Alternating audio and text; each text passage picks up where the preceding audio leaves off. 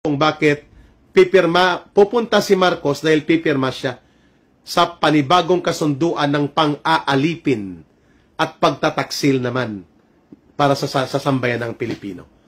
Nalulungkot ako nang binabasa ko ito sapagkat kung si Pangulong Duterte sana o si Vice President Sara Duterte ang nakaupo na presidente ngayon, hindi po ito papasa. Pumalag na ang Singapore dito sa ganitong imposisyon ng Amerika. Pumalag ang Mexico, pumalag ang Canada, pumalag po ang maraming bansa sa kanya, kay Donald Trump.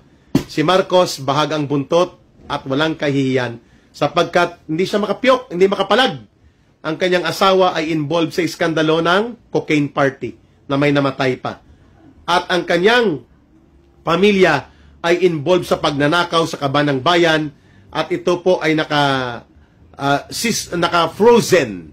Kung kaya gusto niya itong imaniobra na maparelease at may utang sila sa Amerika na mga $365 million doon sa mga buwis na sinisingil ng korte sa Amerika.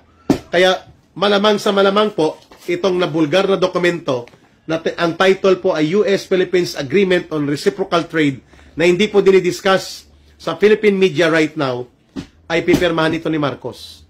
Nasabi ko nga kung babasahin nyo ito, at kung i-discuss natin isa-isa pa, at kung may panahon tayo sa susunod na mga talakayan, ang title nito dapat ng dokumento ay US Unilateral Economic and Trade Imposition and Dictation on the Philippines.